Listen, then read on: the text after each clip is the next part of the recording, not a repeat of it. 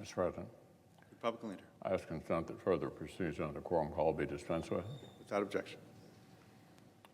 Today, the Democratic leader appears to be intent on calling a vote he knows will fail. For several weeks now, Republicans and Democratic senators have been working together, trying to assemble a bipartisan package for our nation's infrastructure. It's an important and a complex subject.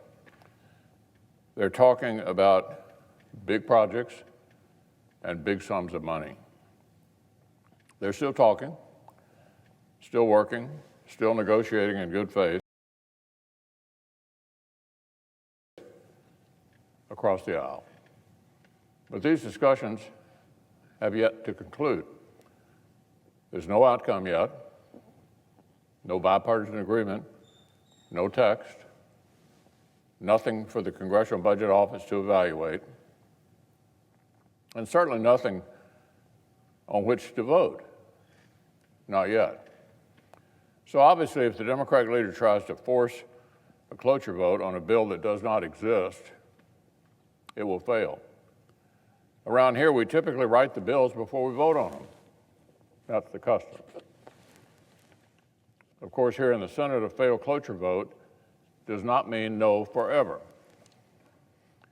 In the middle of the early COVID crisis back in March of 2020, with Americans under stay-home orders and financial markets plummeting, Senate Democrats withheld cloture from the CARES Act multiple times so they could continue haggling behind the scenes.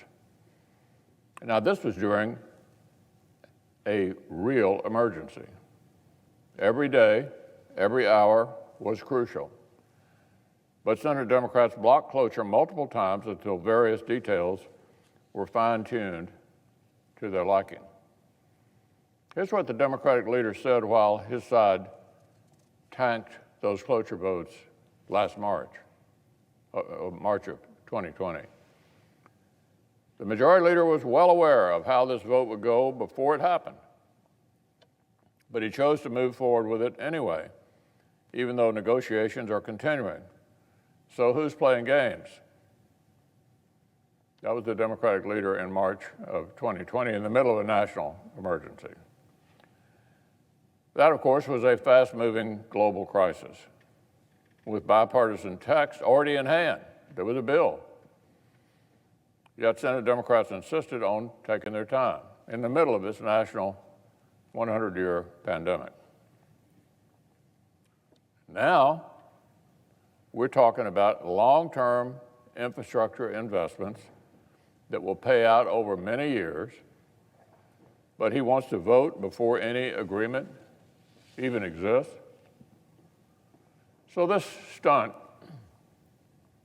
is set to fail.